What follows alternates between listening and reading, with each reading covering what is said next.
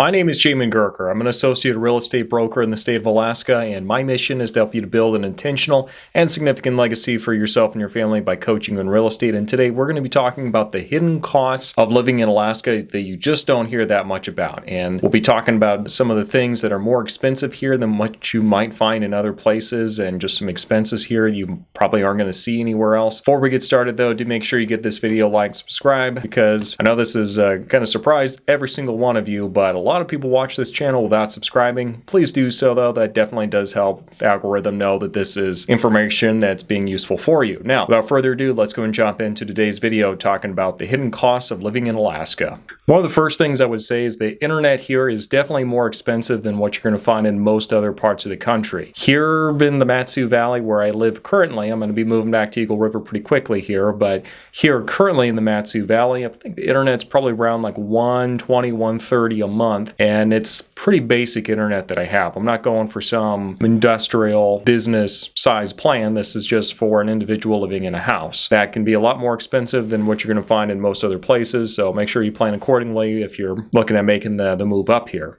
Second expense that can really creep up on you up here in Alaska are gym memberships. So some of you are going to be just fine going and doing a bunch of hiking, working around the property, and that's your workout. Others of you that want to get shredded, or you really don't like the idea of running outside, working out in the outside in the winter time, gym membership is going to be pretty important for you. And the gym memberships actually do run about, like, it really does depend. If you're in places like Eagle River, there's not a whole lot of options there, and usually you're going to end up paying something like $150, $180 a month or so. And that's per single person. Then if you're looking at places like the Matsu Valley, it's going to be a little bit better. You're going to have some more options, but not a whole lot. Just gym memberships across the board are more expensive in Alaska than what I see there in the lower 48. Now, the third thing that is going to kind of creep up on you in Alaska and make things more expensive and kind of give you one of those hidden costs is going to be that it is going to take you so much more time just to drive around to different places, and that does consume more gas. And I really did become aware of this a little bit ago when I went and visited somewhere in the lower 48, and people were like, oh no, you don't want to go to such and such place. That's a whole 15 minutes away. And it's like, dude, like I spend an hour a day in the car where I'm at currently just because everything is so spread out. Everyone wants their privacy, everybody wants big views and all the open spaces. Well, the downside to that is you're going to be doing some more driving because that space has to be crossed somehow. So that's definitely a big one. If you're moving up here, just plan on, usually you're going to end up driving more up here. Even if you're not making that daily commute, you're going to be doing some more driving, even if it's just on the weekend, to get to places where you do really want to go visit, to go hiking, fishing, hunting, all that fun stuff. Usually you're going to have to do some amount of driving to do that. And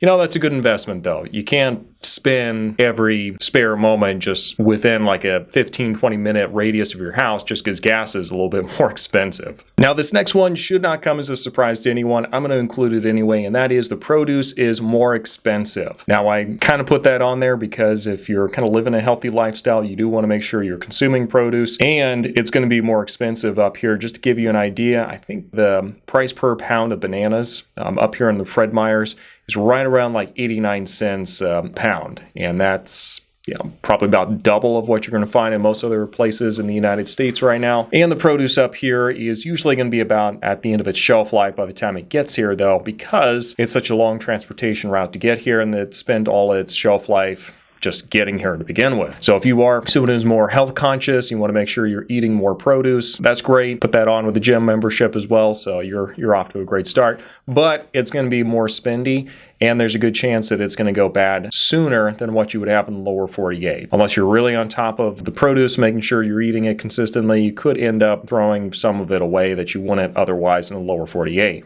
Now, with all this talk about all the things that are expensive here in Alaska, I'm really happy to actually talk about something that doesn't cost you anything extra, and that's going to be something that'll make your life and experience up here in Alaska that much better, and that is the monthly meetups that we are actually going to be hosting on a month-to-month basis up here in Alaska. Details about kind of the meetups that we'll be doing for those of you who are recently moved up here to Alaska is going to be in the Facebook group down below. We really don't promote it anywhere else, so if that's something you want to jump into, make sure you go follow the link down in the description description section down below. Go ahead and jump in and see what information is out there about our upcoming meetup for whatever month it is. And also, if you haven't listened to the Alaskan Journey podcast yet, do make sure you go check that out, because that's where I go and interview people who've recently moved up here to Alaska, other people who have information that's going to help you as you're looking at making that transition. So take advantage of that, and let's go and finish up today's video. Okay, I really felt this one just recently, and that is cars are more expensive up here in Alaska than what you're going to find in the lower 48. You can find somewhat nice used vehicles, but usually they're going to be pretty sketchy. You know, I spent about 2 months driving on a bad drive chain module on a BMW, and the thing was used. I definitely overpaid for it. It's a whole story. We'll skip right past that. But I spent a whole 2 months test driving vehicles, meeting, and trying to find something that was decent, reliable,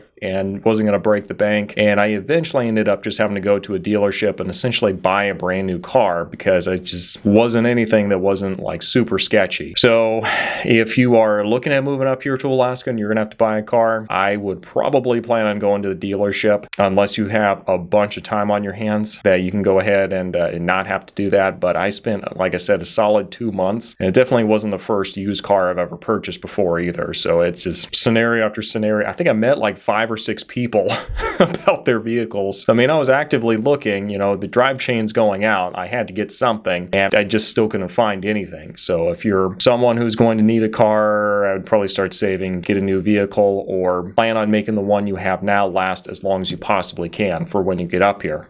Another really big expense that can creep up on you in Alaska is going to be that when you go on vacations, it is going to be more expensive, because getting out of Alaska and going to wherever it is you want to go, you have to go so much further than where you would be anywhere else in the United States. It kind of feels like you're flying in from another country in a lot of ways. So it's usually going to be like a 4 or 5 hour flight just to get to Seattle. And then from there, you kind of branch off and go in any direction it is that you're going. If you're lucky, you might be able to get a direct flight to DFW. But either way, you're going to have to add like 4 or 5 hours of flight time to your trip one way in any direction it is that you're going, and that does add expenses if you are going on vacation. So just expect vacations, if and when you take them from Alaska, are going to be more expensive. Last but not least, vet expenses, I have been told, are more spendy in Alaska than what they are in most other places. Now, this is what you expect. The medical expenses in Alaska are usually going to be more spendy. From what I've heard talking with those who do have pets, though, it's definitely more spendy if you do have pets as well. Also, just the options you have up here as far as vet care, you might not have a whole lot of options. I know over in Anchorage, we really didn't have a whole lot of options when the last dog I did have an emergency, and there's one vet clinic that we could take him to, and that was really about it. So this has been my list of expenses that can kind of sneak up on you if you're in Alaska, the hidden expenses that you can expect if you're living up here.